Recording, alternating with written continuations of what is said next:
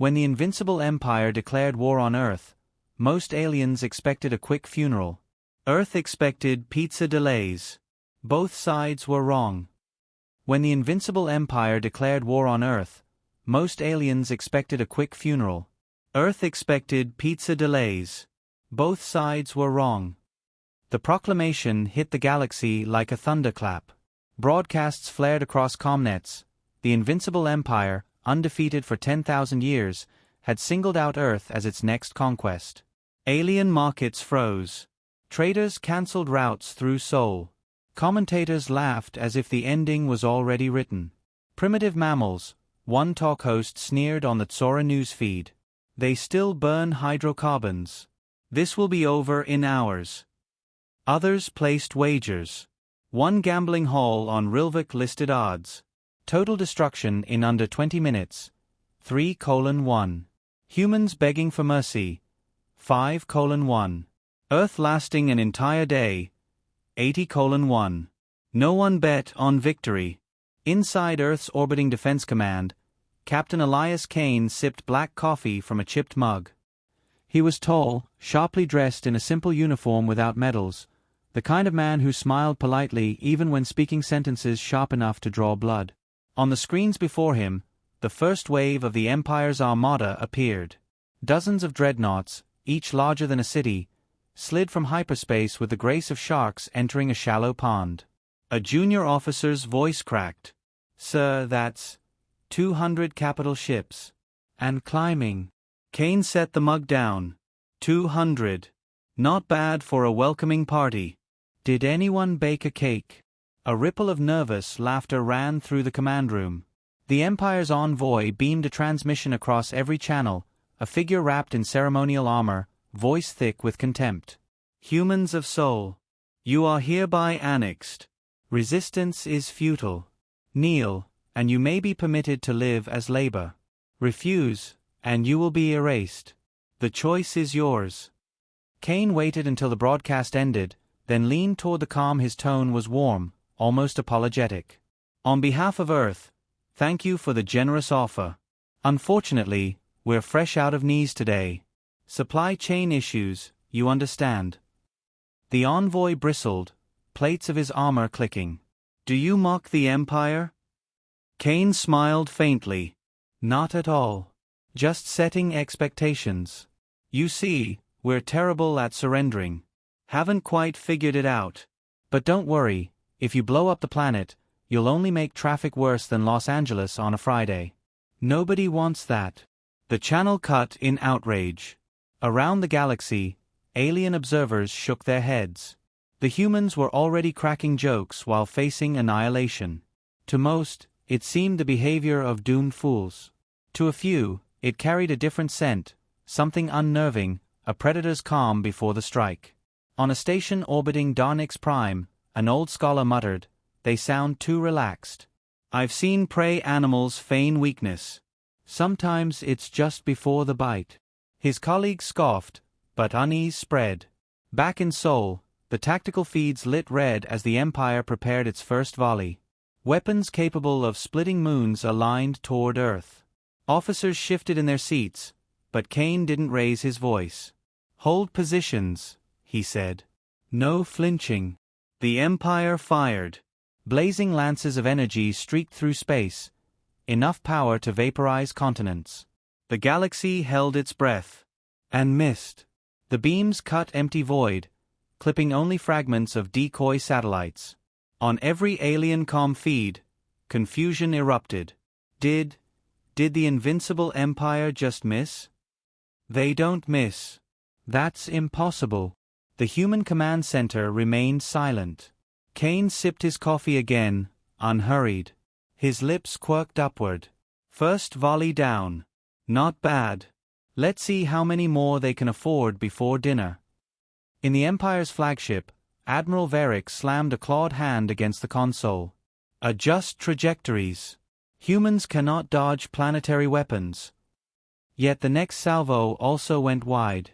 One beam curved, inexplicably diverted into Jupiter's upper atmosphere. Another clipped a cloaked human frigate, which exploded spectacularly, only for three more to emerge from nowhere, firing in unison. Across the solar system, shapes uncoiled from hiding. What aliens once dismissed as orbital debris shimmered, revealing warships long concealed. Asteroids turned, engines flaring. Even the ocean depths of Earth released submersible carriers rising like leviathans. The primitive species had not been idle. The alien news feeds spiraled into chaos. This was planned. They let the galaxy think they were weak. No one hides fleets inside asteroid belts. That's insane. One commentator muttered, insane or genius? On Earth's command deck, Kane finally stood. His voice reached every ship of the Empire. You call yourselves invincible. A fine word. Strong branding. But tell me, what happens when the unstoppable meets the unimpressed? His tone never shifted from courteous calm.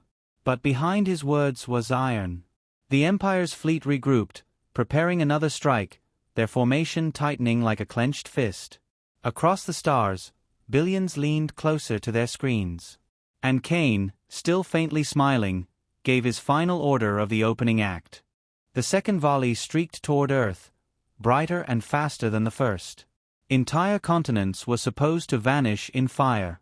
But once again, the beams bent wide, clawing through space as if drawn off course. One shot tore past the moon and splashed into the void, the other slammed harmlessly into Mars's desert plain. Alien broadcasters screamed across 100 channels. The invincible Empire does not miss. And yet, they have. Inside Earth's command hub, no one panicked. Officers moved with quiet precision, every keystroke part of a larger rhythm. Kane watched the Empire's formations realign, calm as a man waiting in line for morning coffee. Trajectory analysis? He asked. A lieutenant grinned. They're compensating. We fed them bad telemetry on their first jump, they're still correcting. Kane nodded. Good. Keep the dance floor slippery. Outside, the real surprise unfolded. From the asteroid belt, black hulls peeled free of rock. Whole fields of rubble turned, shedding camouflage as warships lit engines. What the galaxy had thought of as drifting junk revealed itself as a hidden navy. Smaller frigates emerged in disciplined rows, their signatures masked until now. From Earth's oceans rose colossal submersibles, surfaces cracking open to release strike craft that clawed into orbit like swarms of angry hornets. The galaxy gasped. A Rilvik commentator choked on air. Those are not new ships. They're old. Ancient human designs, refitted, upgraded, hidden for decades. Another whispered, they planned this war before the Empire even looked their way. The Empire responded with fury. Entire squadrons advanced, lances of energy tearing across the void. Human ships slipped between beams with unnatural timing, not faster but positioned as though they already knew where fire would fall. On the flagship Dominion, Admiral Varric roared, how are they predicting our trajectories? No answer came. Crews scrambled, sensors fried by countermeasures. Inside his own command deck, Kane keyed the open channel. His voice carried across fleets, polite and measured. Empire vessels, you're performing admirably. Really, excellent showmanship. But might I suggest, next time, bring more ships. You'll find we have quite the appetite. The envoy's reply was dripping with venom. You dare mock us? Mock. Kane sounded genuinely puzzled. Oh no. I mock people I don't respect. You, Admiral, I take very seriously. The battle shifted. Human frigates struck in coordinated swarms, never overwhelming but always precise, slicing through isolated cruisers. Dreadnoughts that once crushed civilizations now bled fire into the void, their hulls collapsing under barrages aimed at exact weak points. Empire commanders balked orders, but every adjustment was anticipated. Every shift in formation met with human counterplay already in motion. It was less battle than choreography, humans leading, the Empire stumbling in an unwelcome dance. In the Galactic Council chambers, alien delegates stared at projected feeds. This is impossible. The Empire has never been pushed back. They're supposed to be invincible. Yet on screen, an Empire battleship cracked apart, torn in two by concentrated fire from vessels small enough to be dismissed as gnats. A scholar murmured, "Humans don't fight fair. They never have." Back on Earth's command, Kane stood by the observation window, stars flashing with the light of dying ships.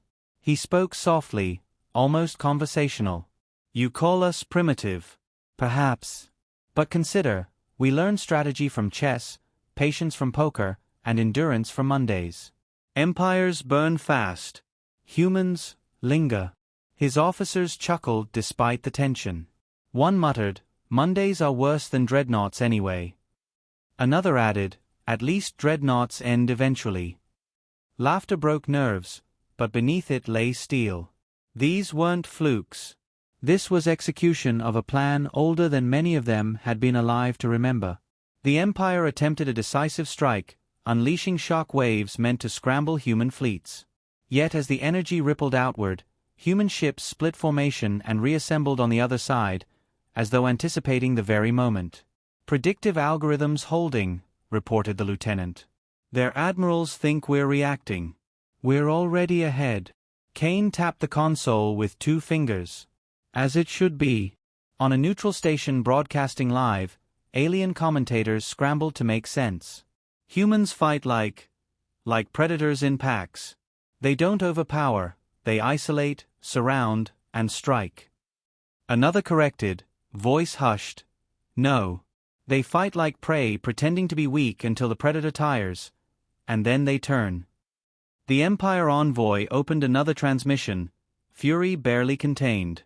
"Human leader, do you not understand who you face? We are the Invincible Empire. Every species that defied us has been erased." Kane folded his hands behind his back, posture casual. "And yet, here we are, still breathing, still smiling. Tell me, Admiral, do you know what we call ourselves?" The envoy sneered. "Insignificant." Kane's smile sharpened.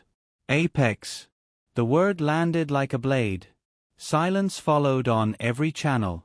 A new wave of human ships decloaked near Saturn, slipping from rings of ice as if born of them. Torpedoes launched in synchrony, shredding another squadron. Empire losses mounted. Alien watchers whispered the unthinkable. "The Empire is losing." Inside the Dominion, panic simmered. Officers exchanged frantic reports. Shields collapsing, engines failing, formations splintering. Varric snarled, "They cannot win. They are one planet." But his own crew avoided his gaze. Confidence was cracking. On Earth's side, Kane didn't gloat.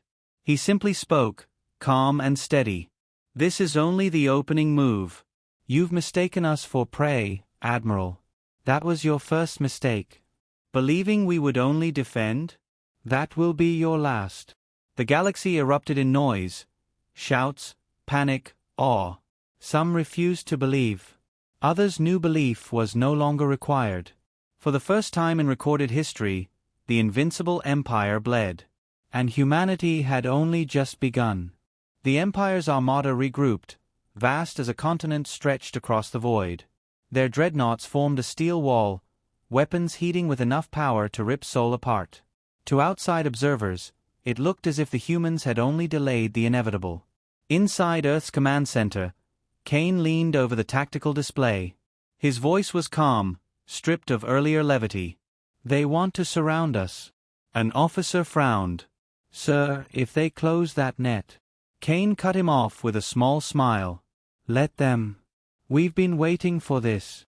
The Empire launched a coordinated surge. Their fleet tightened, pushing toward Earth from every direction, engines flaring like suns. Alien commentators cheered. Finally, the humans would be crushed in a single, merciless grip. But as the armada advanced, space itself shifted. Invisible lines came alive. From Neptune's orbit, gravitational pulses rippled outward. Vast generators, long buried within planetary shadows, activated with a low hum. In seconds, the solar system became a lattice of artificial gravity wells. Empire ships buckled as trajectories bent. Their tight formations twisted, pulling dreadnoughts into collision paths. Cruisers veered wildly, some dragged into Saturn's rings, others slammed against one another in explosions of light. Across the galaxy, gasps turned to stunned silence. One alien broadcaster stammered, They turned their system into a trap. Another whispered, the humans built a cage around their own sun. On the flagship Dominion, Admiral Varric bellowed, Counter the pull. Full thrust, now. Engines screamed, but resistance only worsened the chaos. Ships fought gravity itself, burning fuel faster than designed. Human fleets slid effortlessly between the carnage, striking fractured vessels at will. Kane stood tall, eyes fixed on the display. His words were soft but carried the weight of inevitability. Empires love sieges. But you never considered what happens when the walls close on you instead. The first dreadnought cracked apart, its hull folded by forces it couldn't resist. Another, panicked, unleashed a blind volley that ripped through its own formation. In alien council chambers, panic spread. Delegates clutched their robes, voices rising. They planned this for decades. No, longer. Centuries. The wise scholar who had doubted from the start leaned forward, face grim. They waited for the day someone called them weak. Then they built a battlefield where only they could win. Empire crews screamed as their ships broke in the artificial tide. Human warships slid close, not wasting ammunition. Targeted strikes severed engines, leaving enemy vessels to be pulled helplessly into planetary gravity wells. On open comms, Kane's voice reached Varric again. You wanted us surrounded. You've delivered yourselves instead. Efficient, really. Saves us the fuel. Varric's face twisted in fury. You think this victory matters? We will drown you in reinforcements. Our empire stretches across 1,000 systems. Kane's answer was ice. Then watch closely. This is what happens to 1,000 systems that build walls out of fear. They collapse the moment someone leans. The humor of earlier exchanges was gone. Kane's voice had sharpened into something cold, clinical. Even his crew felt the shift. No jokes now, only precision. Orders snapped like blades. Reposition, strike, withdraw, strike again. Humans moved with a predator's grace. No wasted shots, no hesitation. Every kill was deliberate. On the neutral broadcast station, silence fell. No one dared cheer or condemn. Watching humans at war felt less like sport and more like witnessing a storm tearing through mountains. One alien whispered, They're not defending. They're dismantling. Another added, And they enjoy it too little for it to be revenge. This is instruction. As the Empire's Central Command reeled, their envoy attempted one final broadcast. His voice shook, armored visage flickering with static. Humans of Earth, you cannot possibly believe this will last. Our fleets are endless. Your system will burn. Kane folded his hands behind his back. His eyes glinted, no warmth left. Endless fleets are useless when they enter a graveyard. And you've sailed directly into ours. Empire ships continued to fall. Some fled blindly, vanishing into hyperspace with engines aflame. Others simply broke apart under the crushing pull of engineered gravity. The Invincible Empire's pride, their perfect formations, had become their execution ground. Human officers reported numbers calmly, almost clinically. 3rd Dreadnought disabled. 7th Cruiser cluster destroyed. Remaining forces splintering. Kane gave no congratulations, no cheer. His focus was absolute. Spare a handful, he ordered. They'll need someone to carry the story home. Across the galaxy, fear spread faster than light. Civilizations that once bowed to the Empire now whispered of rebellion. The Invincible were bleeding, and their conqueror was a species no one had believed could fight. The word human no longer sounded quaint. It carried an edge. Back on Earth, Kane finally exhaled, watching the tactical displays clear of red icons. His crew looked to him for the next command, but he offered only one quiet line. They still believe this was a battle. A junior officer frowned. Wasn't it, sir?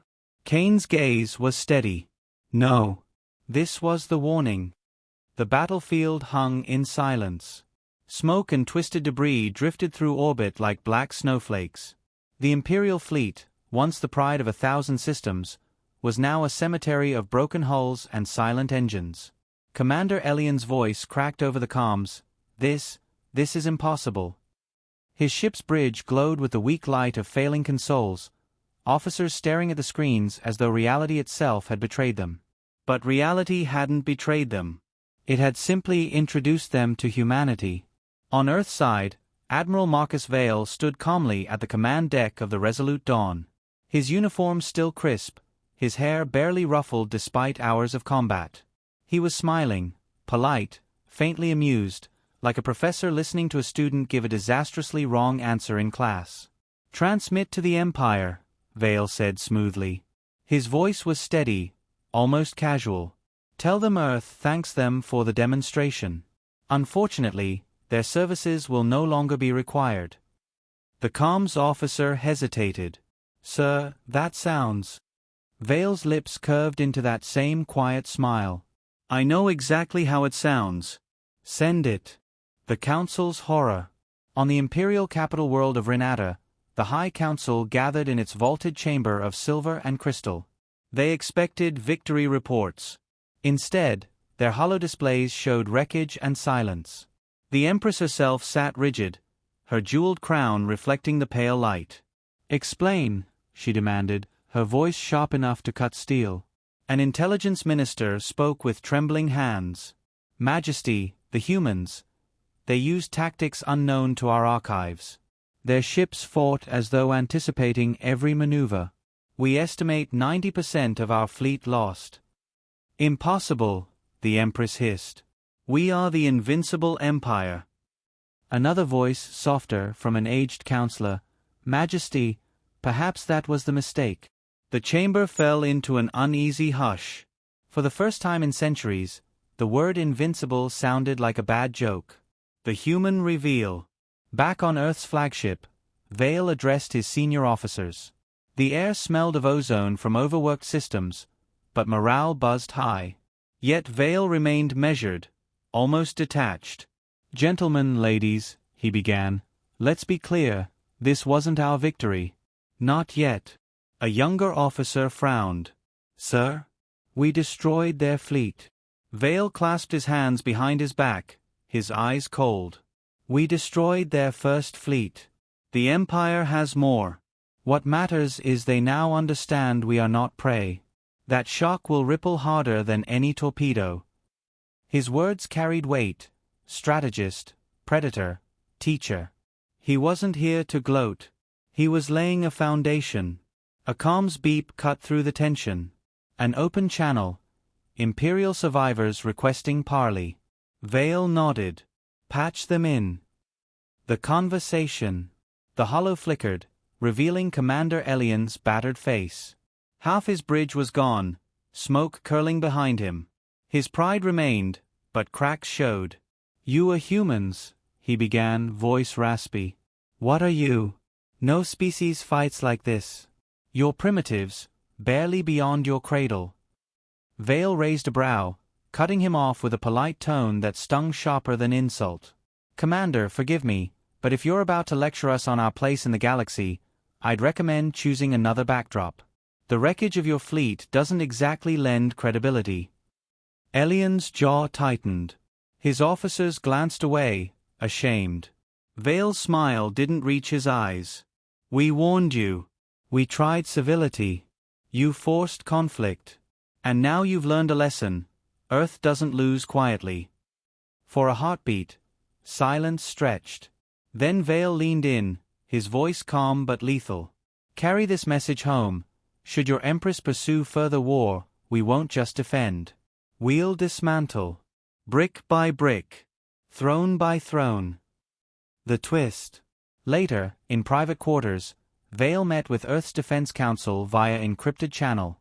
Faces of generals, politicians, and scientists filled the room. "Phase 1 is complete," Vale reported. "The Empire took the bait." A general smirked. "You mean sending an open beacon, pretending Earth was unprepared? Vale nodded. They thought us weak. That illusion brought their fleet into our trap. Now the galaxy knows humanity survived, and can annihilate a superpower overnight. The president of Earth leaned forward. And Phase 2? Vale's expression hardened. Phase 2 is simple. We move before they can regroup. Strike at their logistics, their confidence, their myths. The Invincible Empire will learn what it means to bleed. His words carried no anger, only certainty. Humanity wasn't just surviving, it was stepping into the galactic stage as predator, not prey. Alien reactions. Across neighboring systems, broadcasts of the Empire's defeat spread like wildfire. The cautious Vayari philosophers whispered in awe, humans broke the unbreakable. The warlike Krathuan chuckled nervously, if they can shatter the Empire, what will they do to us? The opportunistic Serati traders calculated frantically, better ally with Earth before it's too late. Each species reacted differently, fear, curiosity, envy, but one truth bound them, humanity had shattered the balance. The final standoff. Weeks later, another Imperial fleet, smaller, desperate, approached Earth. This time, not to conquer, but to posture. Vale addressed his officers. They'll want to show they still have teeth. Let them bark. When the fleet arrived, Earth's defenses powered up. Hidden satellites unfolded, stealth ships decloaked, orbital cannons aligned. The Empire froze. Vale opened the channel. Welcome back. I do hope you've come to talk this time. Or would you prefer we demonstrate again? The Imperial Admiral, sweating under his polished armor, swallowed hard. We request negotiations. Vale's smile was razor-thin. Excellent choice. Closing. And so it began, not the fall of Earth, but the slow unraveling of an empire that thought itself eternal. In a single night, humanity had rewritten the galactic story. They weren't victims, weren't primitives, weren't curiosities. They were players. Dangerous ones. And the galaxy, trembling at the sight, finally understood. When Earth smiles politely, you'd better run.